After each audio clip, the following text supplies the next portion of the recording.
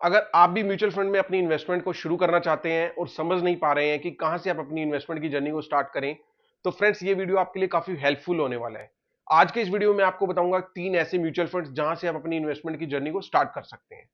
तो friends there ना करते अपने वीडियो को स्टार्ट कर लेते हैं। मैं हूं दीपक और आप सबका स्वागत है एक बार फिर से आपके अपने यूट्यूब चैनल बचत ज्ञान में। फ्रेंड्स आप सबसे एक हम्बल रिक्वेस्ट है, अगर आपने अभी तक मेरा चैनल सब्सक्राइब नहीं किया है तो प्लीज चैनल सब्सक्राइब कर लीजिए, सो दैट मेरा कोई भी नया वीडियो आता है तो उसका नोटिफिकेशन सबसे पहले आप लोगों को मिलता रहे। तो अब बात कर लेते हैं कि किस कैटेगरी के म्यूचुअल फंड्स में हमने इन्वेस्टमेंट की जर्नी को अपनी स्टार्ट करना है। तो फ्रेंड्स वैसे तो अगर म्यूचुअल फंड्स में हम देखें तो बहुत सारी कैटेगरीज के म्यूचुअल फंड्स आते हैं, लेकिन हमने एक चीज का ध्यान रखना है कि हम बजाय कि 6-7 म्यूचुअल फंड्स में अपनी इन्वेस्टमेंट कर दें और सोचे कि वहां से हमें बेटर रिटर्न मिलेगी, तो वो एक गलत सोच है। बिकॉज वहां से आपको बेटर रिटर्न तो मिले ना मिले, बट एक बहुत ज्यादा कंफ्यूजन जरूर मिल जाएंगी। तो फ्रेंड्स यहाँ पे सबसे पहले जो मैं आपको बताने वाला हूं कैटेगरी जहां पे हमने अपनी इन्वेस्टमेंट की जर्नी को स्टार्ट करना है, वो है फ्लेक्सी कैप कैटेगरी। अब बात कर लेते हैं कि फ्लेक्सी कैप कैटेगरी ही को मैंने प्रेफरेंस क्यों दी है। सबसे पहले बिकॉज फ्लेक्सी कैप कैटेगरी एक ऐसी कैटेगरी है जहां पे जो फंड्स होते हैं वो अपनी असेट एलोकेशन प्रॉपरली करते हैं। वो अपनी इन्वेस्टमेंट जो आगे स्टॉक्स में करनी होती है वो लार्ज कैप कैटेगरी में भी करते हैं, मिड कैप कैटेगरी में भी करते हैं और स्मॉल कैप कैटेगरी के स्टॉक्स में भी करते हैं। तो फ्रेंड्स हमें यहाँ पे ओवरऑल हर चीज का एक्सपोजर मिल जाता है। तो फ्रेंड्स अब बात कर लेते हैं फ्लेक्सी कैप कैटेगरी में कौन सा ऐसा फंड है जहां पे आप अपनी इन्वेस्टमेंट को हमने शुरुआत करनी है। तो फ्रेंड्स जैसा कि आप स्क्रीन पर देख रहे हैं पारंपरिक फ्लेक्सी कैप फंड, जो कि इस कैटेगरी का काफी अच्छा फंड है, आप लोग जानते भी होंगे, आई थिंक सो इसका नाम आपने सुना भी होगा। अब बात कर लेते हैं इसके रिव्यू के बारे में।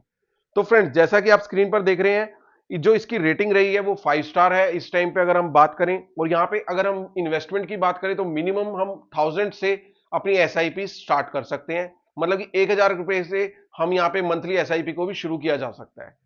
अब बात कर लेते हैं इसकी एक्सपेंस रेशियो के बारे में। तो फ्रेंड्स जैसा कि आप स्क्रीन पर देख रहे हैं इस फंड का जो एक्सपेंस रेशियो है वो 0.63% है। और जो इसकी एग्जिट लोड है वो यूनिट जो है अगर अबव है 10% से तो एग्जिट लोड 2% लगेगा। और अगर हम इसको 365 डेज से पहले अगर हम रिडीम करते हैं और इनकेस अगर हम इसको इससे लॉन्ग टर्म तक आगे कंटिन्यू करते हैं देन 1% लगेगा।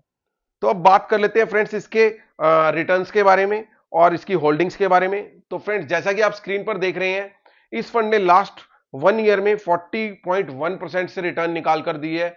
और अगर हम बात करें लॉन्ग टर्म की तो 5 ईयर्स में इसने हमें 27.5% की रिटर्न निकाल कर दी है। तो फ्रेंड्स अब बात कर लेते हैं इस फंड की होल्डिंग्स को लेकर। तो फ्रेंड्स जैसा कि आप स्क्रीन पर देख रहे हैं एचडीएफसी बैंक लिमिटेड में ये सबसे ज्यादा अपना एसेट एलोकेशन यहाँ पे इन्होंने किया हुआ है। इसके बाद power grid corporation of India में, उसके बाद बजाज होल्डिंग्स इन्वेस्टमेंट लिमिटेड में, फिर आईटीसी में, देन आईसीआईसीआई बैंक लिमिटेड में। इसके बाद काफी सारे और ऐसे स्टॉक्स हैं जहां पे अपनी इन्वेस्टमेंट को लेकर चल रहे हैं। तो फ्रेंड्स ओवरऑल ये फंड्स हमको काफी अच्छी रिटर्न्स निकाल कर दे रहे हैं। इसके जो पास्ट ट्रैक की बात है वो भी काफी अच्छा रहा है, तो हम यहाँ पे भी अपनी इन्वेस्टमेंट को कर सकते हैं। अब बात कर लेते हैं सेकंड कैटेगरी की जहां पे हमें अपनी इन्वेस्टमेंट को स्टार्ट करना है। सेकंड कैटेगरी का म्यूचुअल फंड्स है वो है मिड कैप कैटेगरी।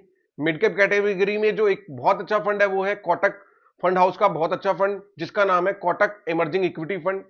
तो फ्रेंड्स अब बात कर लेते हैं इस फंड के भी बेसिक एनालिसिस के बारे में। तो फ्रेंड्स जैसा कि आप स्क्रीन पर देख रहे हैं कोटक जो इमर्जिंग इक्विटी फंड है ये एक मिड कैप कैटेगरी का काफी अच्छा फंड है। इसने अगर हम बात करें लास्ट 3 ईयर्स में हमें 26.34% की रिटर्न निकाल कर दी है।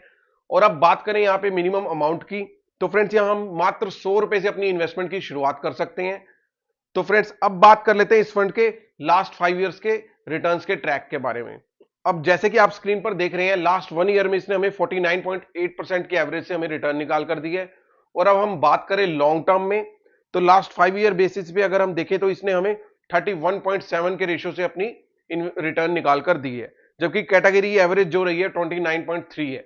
तो फ्रेंड्स इस बिहाफ से भी ये फंड काफी अच्छा है अपनी इन्वेस्टमेंट करने के लिए। आइए अब बात कर लेते हैं इस फंड के प्रॉज एंड कॉन्स के बारे में।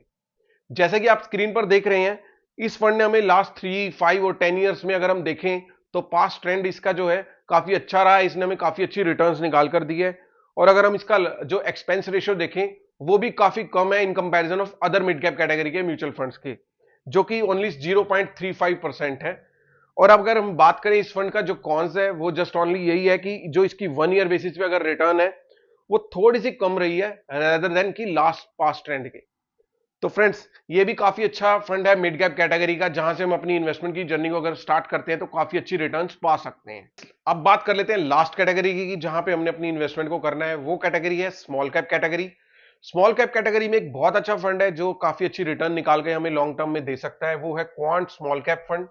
तो आइए फ्रेंड्स अब बात कर लेते हैं इसके बारे में। जैसा कि आप स्क्रीन पर देख रहे हैं, क्वांट स्मॉल कैप फंड, अगर हम बात करें लास्ट 3 ईयर बेसिस पे तो इसने हमें 33.9 की एवरेज से रिटर्न निकाल कर दी है। और अगर हम बात करें यहां पे मिनिमम इन्वेस्टमेंट अमाउंट की, तो हम यहां पे 1,000 रुपए से अपनी एसआईपी को स्टार्ट कर सकते हैं। तो आइए अब बात कर लेते हैं इस फंड की रिटर्न्स के बारे में। जैसा कि आप स्क्रीन पर देख रहे हैं, लास्ट 1 ईयर बेसिस पे इस फंड ने हमें 55.4 की एवरेज से रिटर्न निकाल कर दी है। और अगर हम बात करें लास्ट 5 ईयर बेसिस पे, तो इसने हमें 50.9 की एवरेज से रिटर्न निकाल कर दी है। और अब हम बात कर लेते हैं इस जो कैटेगरी एवरेज रही है इस टाइप के फंड्स की, वो रही है 33.6। तो इस हिसाब से भी ये फंड जो है काफी अच्छी रिटर्न्स हमें निकाल कर दे सकता है आने वाले लॉन्ग टर्म्स में। तो फ्रेंड्स अब बात कर लेते हैं इस फंड के जो एग्जिट लोड के बारे में और एक्सपेंस रेशियो के बारे में। तो फ्रेंड्स इस फंड का जो एग्जिट लोड है वो 1% है अगर हम रिडीम करते हैं विद इन 1 ईयर। और अगर हम बात करें इसकी हम एक्सपेंस रेशियो की, तो इस फंड का जो एक्सपेंस रेशियो है वो 0.64% समथिंग है। तो फ्रेंड्स इस बिहाफ पे भी ये फंड काफी अच्छा है। तो फ्रेंड्स ये था आज का वीडियो। इस वीडियो में मैंने आपको 3 ऐसी कैटेगरी के म्यूचुअल फंड्स बताए हैं जहां से आप अपनी इन्वेस्टमेंट की जर्नी को स्टार्ट कर सकते हैं म्यूचुअल फंड्स में। तो फ्रेंड्स होप सो आपको ये वीडियो काफी अच्छा लगा होगा। अगर आपको वीडियो अच्छा लगा हो तो प्लीज लाइक एंड शेयर करना मत भूलेगा। Till the time, stay connected.